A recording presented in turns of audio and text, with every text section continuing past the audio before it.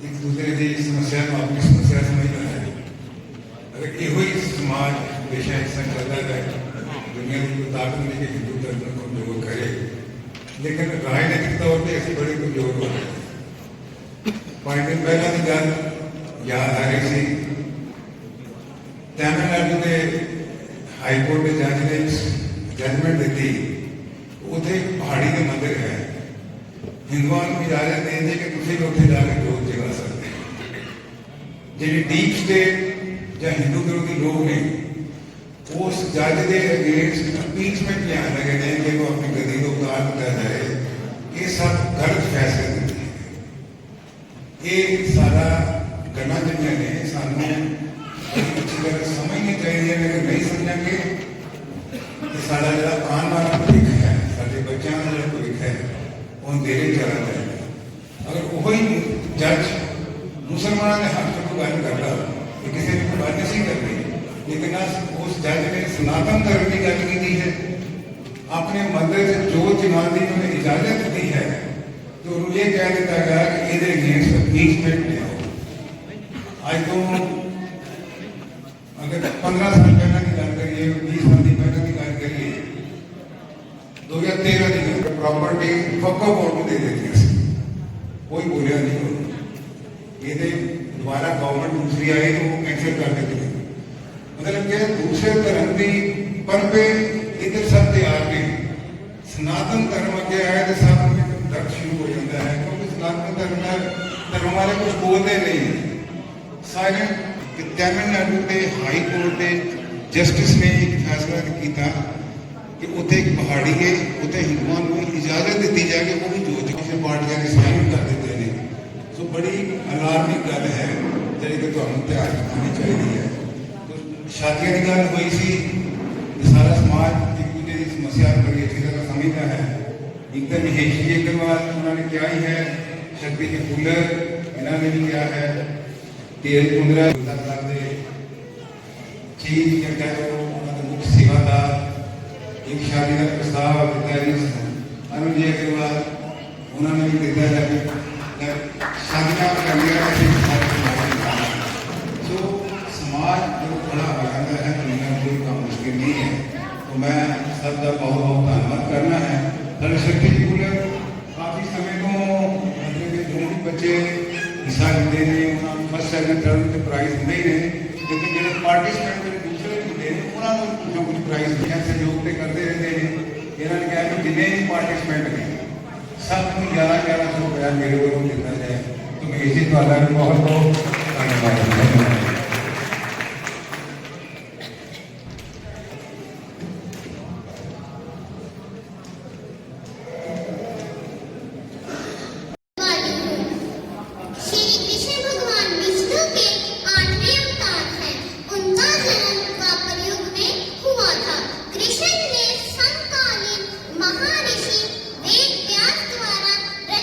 श्रीमद् भागवत और महाभारत में कृष्ण का चित्र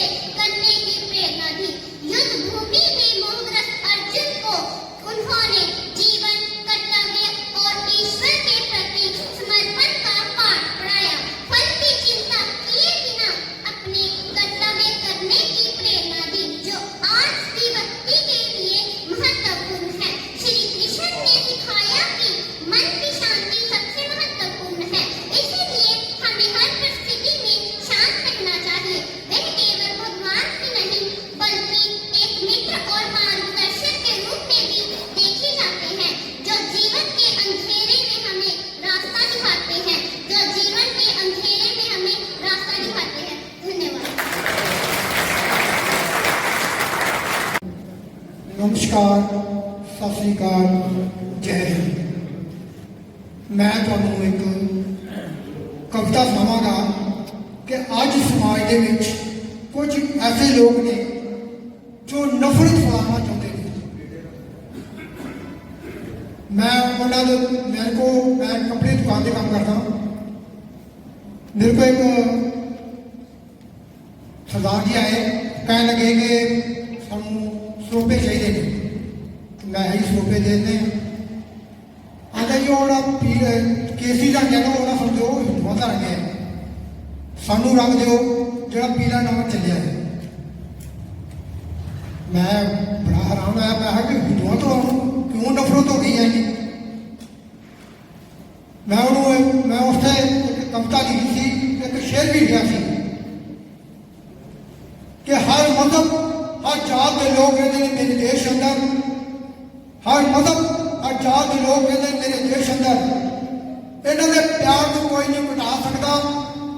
लोड़ पैन से लड़ सकते हैं, पाकिस्तान का चीन ना जाओ, इन्होंने आपस में कोई नहीं लड़ा सकता, इन्होंने आपस में कोई नहीं लड़ा सकता। आड़ी का मार मैनू लिखन की कोई आदत आ, तो मैं उसे लफ्ज़ों सुन के तो मैं एक कविता लिखी थी। रंग तो बदले जा सकते हैं, रंग तो बदले जा सकते हैं, पर दिल बदले नहीं जा सकता। प्यार सजा तो बनया है साडा सिख कौम के नाल, इहदे विच नहीं कोई फिक पा सकता। नो मास का है रिश्ता साडा सिख कौम नाल, नौवां तो मास नूं वख नहीं कीता जा सकता। श्री कृष्ण जी, श्री गुरु नानक देव जी, श्री राम जी, श्री गुरु गोबिंद सिंह जी ने हाँ असीं सारे बच्चों तो बाप तो बच्चों को वख नहीं किया जा सकता। सिख कौम है शेरां की कौम, यादो इन्हां वल ने कोई उंगली उठा सकता। लाज बचाई थी हिंदुओं की गुरु तेग बहादुर जी ने, सिखां दे हुंदियां हिंदुओं के वार नहीं कोई करके उठा सकता, हिंदुओं के वार नहीं कोई करके उठा सकता। Thank you. मानव जीवन तथा कर्म में चोली दामन का साथ है। गीता में कहा गया है कि मानव जीवन तथा चोली दामन का साथ है। कर्म संसार का प्राण है, कर्म संसार का प्राण है। अतः कर्म योग हमें यह सिखाते हैं कि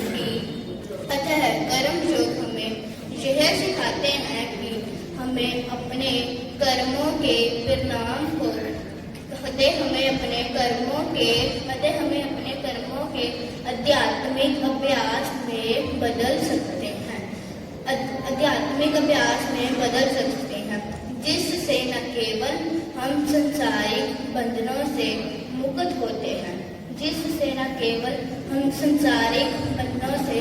होते हैं, बल्कि आंतरिक शांति और संतुलित भी प्राप्त करते हैं।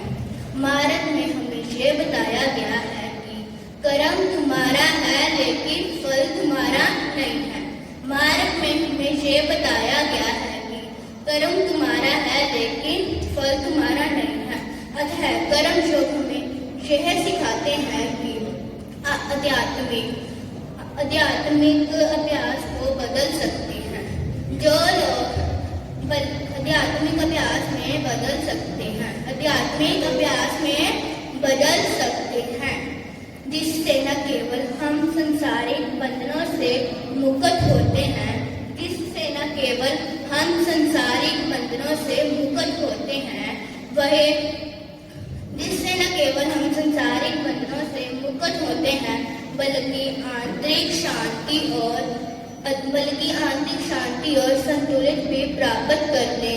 बल्कि आंतरिक शांति और संतुलित भी प्राप्त करते हैं। मार्ग में हमें यह बताया गया है कि कर्म तुम्हारा है लेकिन फल तुम्हारा नहीं है। मार्ग में हमें यह बताया गया है कि कर्म तुम्हारा है लेकिन फल तुम्हारा नहीं है। धन्यवाद। राधे राधे।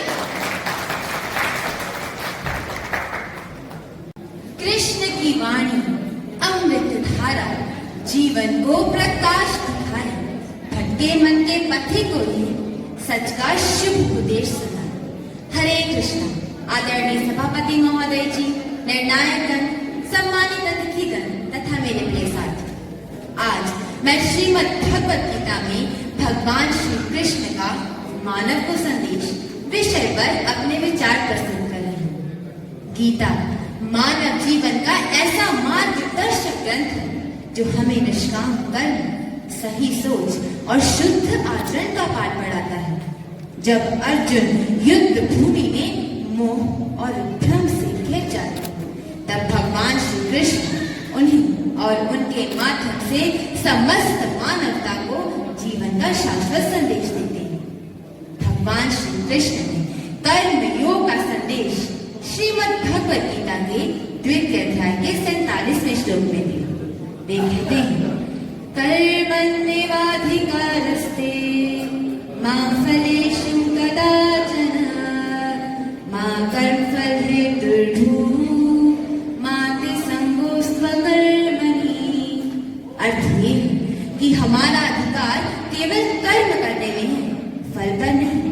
यदि हर व्यक्ति निष्काम भाव से कर्म करे तो समाज में कोई भी कार्य रुकेगा नहीं और सफलता अपने समय पर अवश्य मिलेगी।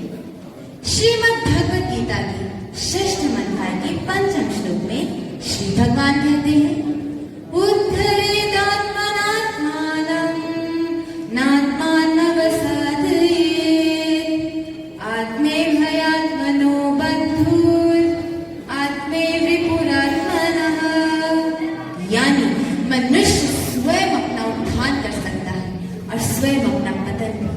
यदि मन पर नियंत्रण है तो जीवन का हर लक्ष्य सरल हो जाता है। दुखेष्वनुद्विग्नमनाः सुखेषु विगतस्पृहः वीतराग भय क्रोध स्थितधीर्मुनिरुच्यते।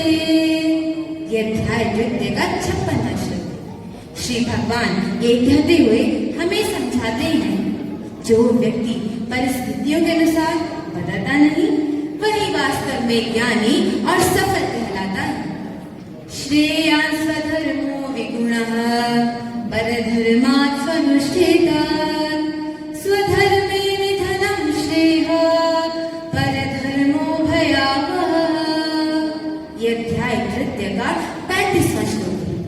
इसका अर्थ अपने कर्तव्यों और मूल्यों पर अडिग रहना ही मनुष्य का वास्तविक धर्म है। अध्याय 18 के 66वें श्लोक में श्री भगवान कहते हैं, सर्वधर्मान् परित्यज्य मामेकं शरणं व्रज अहं त्वां सर्वपापेभ्यो मोक्षयिष्यामि मा शुचः। श्री भगवान ये कहते हुए हमें समझाते हैं कि सभी प्रकार के धर्मों का त्याग करके केवल मेरी शरण में आ जाओ, मैं तुम्हें सभी पापों से मुक्त कर दूंगा, डरो मत। भगवान श्री कृष्ण का मुख्य संदेश यही है, कर्म करो, समर्पण और संतुलन बनाए, मन को जीत लो, सत्य व धर्म के मार्ग पर चलो। आत्मा अविनाशी है, ये शरीर नष्ट होता है, आत्मा नहीं। मृत्यु से डरने की बजाय कर्म पर ध्यान दो। सभी जीव परमात्मा के अंश हैं। हर मुश्किल में भगवान पर भरोसा रखो।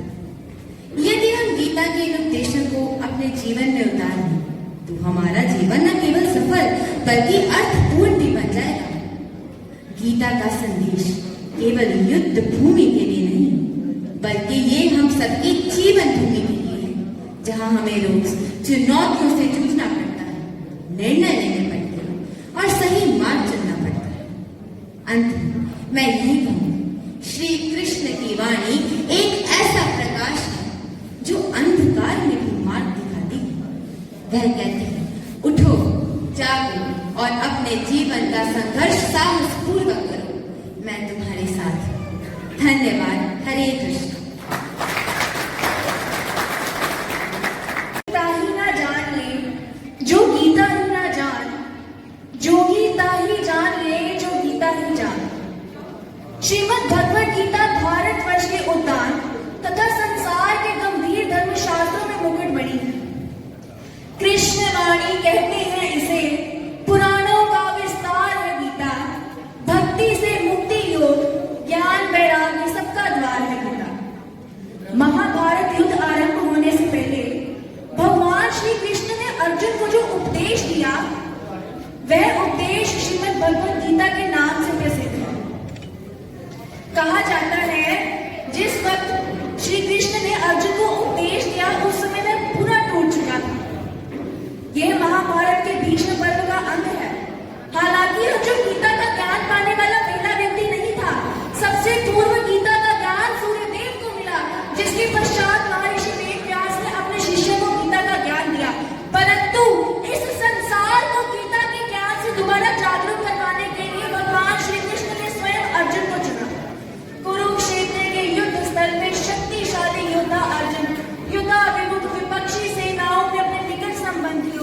शिक्षकों तथा मित्रों को देखकर व्याकुल हो उठा।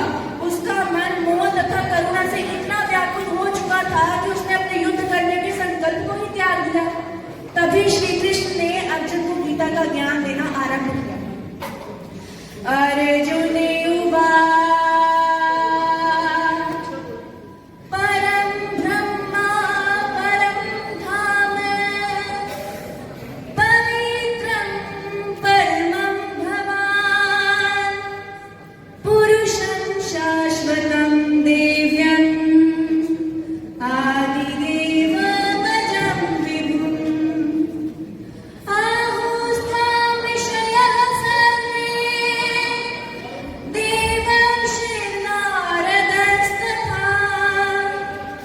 असितो देवलो व्यासः स्वयं चैव ब्रवीषिणे।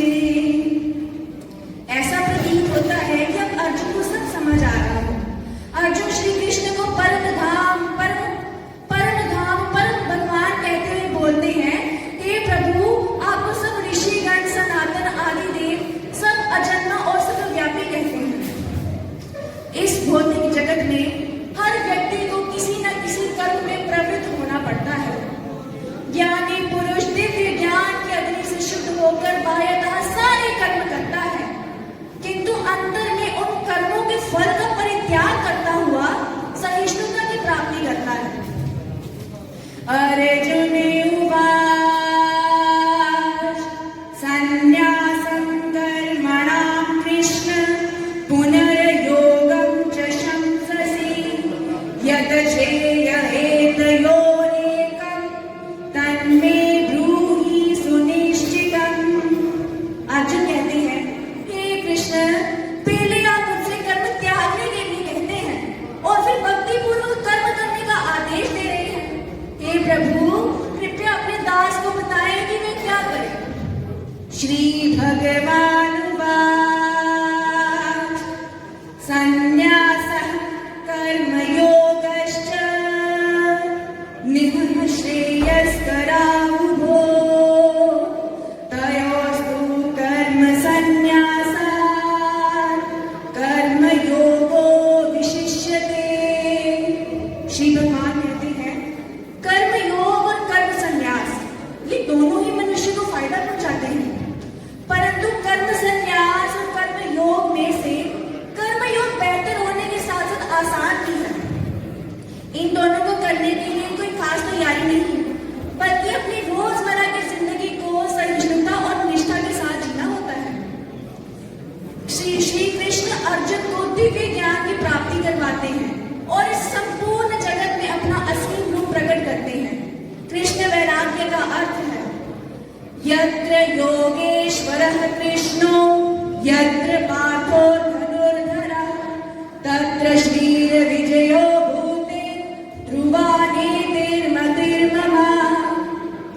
गीता के इस कृष्ण अर्जुन संवाद को खत्म करते हुए संजय कहते हैं, हे राजन, जहाँ स्वयं योगेश्वर भगवान श्री कृष्ण हैं और उनके साथ गांडीव धनुर्धारी अर्जुन, वहीं पर विजय विभूति और अचल नीति है। कहने का तात्पर्य है, जहाँ श्री कृष्ण का ज्ञान और अर्जुन की भक्ति होगी, जहाँ कृष्ण